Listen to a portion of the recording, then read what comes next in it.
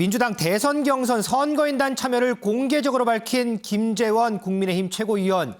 민주당에서는 법적 조치까지 얘기를 하고 있다던데 이른바 이 역선택의 정치학. 이동석 기자와 백브리핑에서 얘기 나눠보도록 하겠습니다.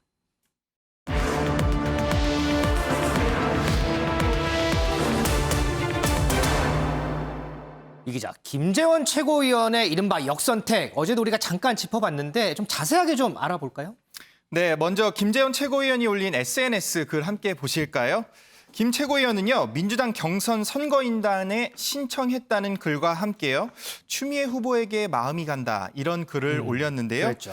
김 최고위원의 발언, 바로 민주당에서 경쟁력이 없는 후보를 지지함으로써 국민의힘 후보가 본선에서 승리할 수 있는 이른바 역선택을 강조한 겁니다. 네. 일단 민주당은 발끈했는데요. 이에 대해서 민주당이 어떤 발언을 했는지 함께 들어보시죠. 명백한 경선 개입이며 역선택을 조장하는 것으로 상식 이하의 언행으로 악의적인 정치 선동입니다. 더욱 진일보한 구태 정치로의 회귀입니다. 야, 정말 정치를 이렇게 하는가? 이렇게 정치를 불신의 구렁텅이로 몰아가는가? 네, 민주당은 법적 대응까지 예고를 하면서요, 김 최고위원을 현재 압박하고 있습니다. 이렇게 법적 대응까지 얘기가 나오는데 김재원 최고위원 반응은 좀 어때요? 네, 김재원 최고위원 절대 물러서지 않겠다는 입장을 드러내고 있습니다. 네. 김 최고위원의 발언 이어서 한번 들어보실까요? 국민선거인단에 신청해달라고 여러 차례 문자를 보내고 해서 제가 선거인단에 신청을 했습니다. 그런데 그것이 무슨 불법 행위인지 민주당 관계자 여러분들 저에게 좀 알려주시기 바랍니다. 도대체 뭐가 불법이라는 겁니까? 무식하니까 별 소리를 다 하십니다. 근데 사실 저는 해본 적이 없어서 한번 약간의 호기심과 한편은 뭐 이게 괜찮겠다 해서 또 그리고 뭐 자꾸 신청하라 하니까 어떻게 되는지 한번 신청해 봤는데 아직 그러니까 처리 안 하셨습니까? 철회해요? 예. 왜 철회하죠? 그냥 그러면 이제 그 경선 그 선거인으로 참여를 하실 겁니까? 마지막까지? 해야죠. 오. 네, 김 최고위원의 발언 들어보셨는데요. 네. 무엇이 불법이냐? 그러게요. 심지어 무식하다는 표현까지 썼습니다.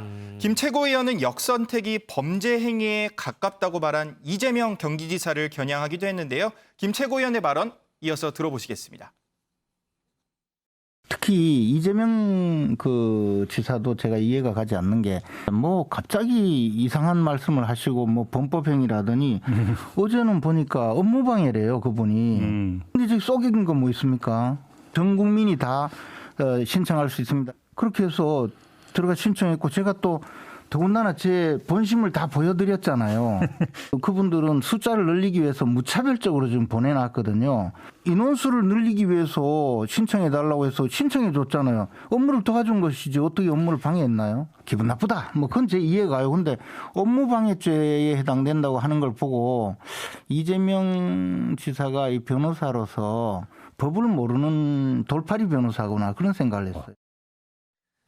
김재원 최고위원도 나름 주장이 있군요. 그런데 이 역선택이란 말이 뭐 이전에 뭐 국회의원 선거 때도 그랬고 대선도 그랬고 이전부터 이 경선 때마다 계속 나오는 얘기긴 했어요. 네, 맞습니다. 문재인 대통령은 민주당 대선 후보 시절인 지난 2017년 2월에요. 이런 말을 했는데요. 문 대통령의 발언도 한번 들어보시겠습니다. 국민 경선을 하는 이상 뭐 어느 정도 자연적인 역선택 그건 뭐 있을 수 있는 일이지만 경쟁하는 정당에서 의도적으로 조직적으로 역선택을 독려하는 그런 뭐 움직임이 있다면 그것은 뭐 대단히 비열한 그런 행위라고 생각하고 그것은 또 처벌받아야 할 범죄 행위라고 생각해요. 원천적으로 그런 것을 막을 수 있는 이 법제적인 장치가 마련되면 좋겠는데 그것이 되고 있지 않는 이 상황에서는 형사적인 고발 필요하다고 생각합니다. 네, 역선택은 비열한 행위라고 문 대통령은 상당히 맹비난을 쏟아냈는데요. 하지만 현재 국민의힘 당내 분위기는 다릅니다. 바로 김재현 최고위원이 정말 한 건 했다. 이런 목소리가 나오고 있는데요. 저기 보니까 이준석 대표가 엄지척도 하네요. 맞습니다. 김 최고위원을 치켜세운 이준석 당대표의 발언도 함께 들어보시겠습니다.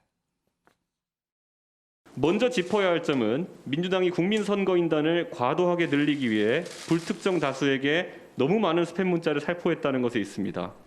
오히려 김재현 최고위원이 껴있는 것이 민심에 가까운 결과일 것입니다. 페이스북에 공개적으로 민주당 경선 룰의 취약점을 알려준 김재원 최고위원은 누가 봐도 화이트 해커입니다. 자, 이렇게 이준석 대표가 엄지척을 했음에도 불구하고 일각에서는 이 문제가 민주당에게 더 도움이 될 거다 이런 분석도 나와요. 이건 왜 그런 거예요? 네, 맞습니다. 역선택은요, 지지층을 분산시키려는 의도가 있지만 되려 결집시키는 효과도 있는 것으로 알려져 있는데요. 즉 민주당이 위기에 빠질 수도 있다는 우려에 민주당 핵심 지지층들이 똘똘 뭉칠 수 있다는 겁니다. 하지만 민주당이 역선택 논란에 빠졌다는 자체가 대선 전국에서 주도권을 쥐지 못하고 있다는 아쉬운 목소리도 있는데요.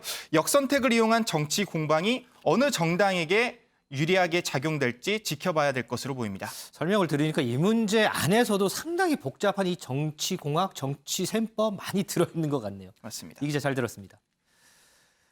자, 여권 대선 과정 하나만 짚고 가겠습니다. 김은미 기자. 네. 지금 코로나19 확산하다 보니까 대선 연기론이 또 불거지더라고요. 각 주자들 반응이 좀 어때요?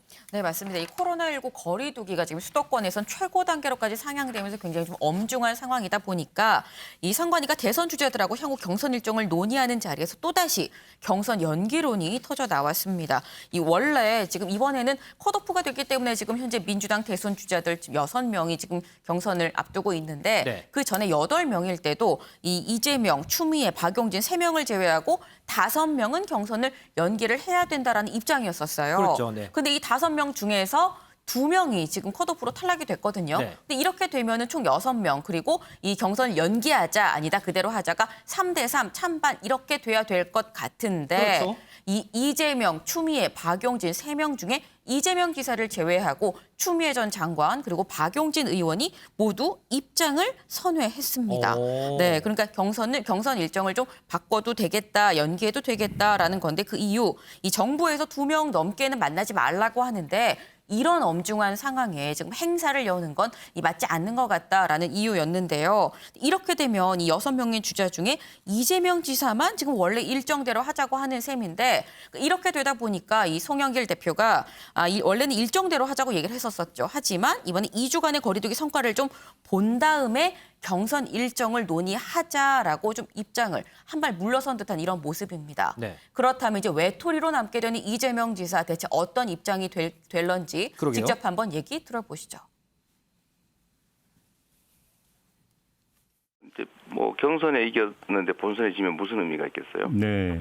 그러니까 언제나 본선에 맞춰야 되는데 문제는 우리 내부 결속이 아주 단단해야 되고 중원으로 소위 중도 또는 보수 영역으로 진출을 해서 50%를 넘겨야 이기는 거 아니겠습니까? 네네. 경선 연기는 안 된다는 입장이시죠? 뭐 당이 정하면 따라야죠. 그래요. 네, 지금 들으신 것처럼 당이 정하면 따라야죠. 라고 한 발 물러난 모습입니다. 글쎄요, 이재명 지사 이전과 다르게 입장이 좀 변했나 뭐 이런 생각이 들 법도 한데 글쎄요, 이 부분도 전략적 인내 차원일까요? 모르겠습니다.